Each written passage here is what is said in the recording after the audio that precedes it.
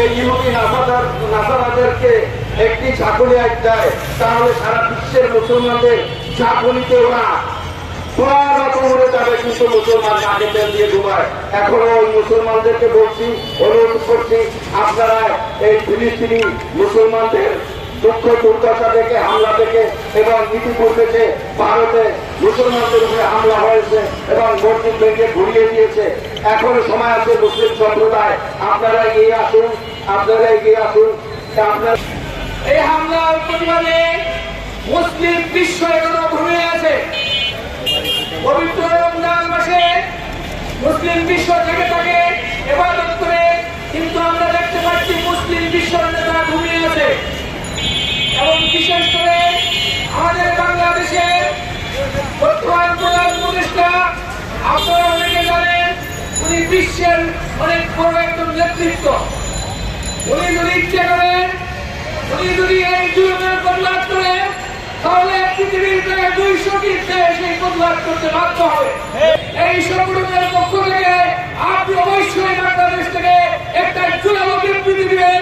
আপনার এই বিবৃতির কারণে সারা বিশ্বের মুসলিম রাষ্ট্রগুলো মধ্যে একটা ঐক্য তৈরি হবে এবং এই ইহুদিরা ধ্বংসের দ্বার প্রান্তে পৌঁছাবে ইনশাআল্লাহ। মুসলমানদের মধ্যে যদি ঐক্য সংগঠিত না হয়, তাহলে আমাদের মধ্যে এই বাংলাদেশে যেভাবে জালেম শেখ হাসিনা আমাদের ঘাড়ে বসেছিল, কিন্তু আমাদের যুবকরা যাদের জীবন দিয়ে আমাদের দেশকে উদ্ধার করেছে, ঠিক এই পৃথিবী থেকে এই ইহুদিদেরকে, ইসরায়েলকে ধ্বংস করতে হবে। নিরীহ শিশু পর্যন্ত এই ইসরায়েলের হাত থেকে রক্ষা পাচ্ছে না। সম্মানিত সাংবাদিক ভাইয়েরা, সেই বিভৎস ছবিগুলো দেখলে আপনাদের হৃদয় চমকে উঠবে।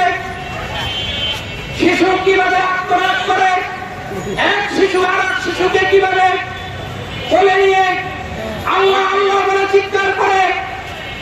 এই দুনিয়ার কুকুর, পশু, পাখি তারা পর্যন্ত মানুষের পাশে গিয়ে দাঁড়ায়, অথচ এই হায়নার দল ইসরায়েল পাখির মতো গুলি করে মুসলমানদেরকে মারছে। অভিশপ্ত জাতি, এদের কোনো ঠিকানা হবে না। আল্লাহ পাক কোরআনে আয়াতে বলছে এদের কোনো ঠিকানা হবে না, জাহান্নামী হবে। জাহান্নামী হবে দেখে দুনিয়াতে এরকম রাজত্ব করতেছে। আর এদেরকে মদত দিতেছে যুক্তরাষ্ট্রের অবৈধ সন্তানেরা, অর্থাৎ জারজ। যেভাবে প্রতিবার আমরা দেখি ফিলিস্তিনিদের উপরে এরকম অত্যাচার, নির্যাতন, হামলা, খুন আর এরকম ধ্বংসযোগ্য অপরাধ, তারপরও জাতিসংঘ চুপচাপ। এত মুসলমান জাতির উপরে এরকম অন্যায়, অত্যাচার, নির্যাতন, নিপীড়ন, সঙ্গে এতগুলি শিশু প্রতিদিন মার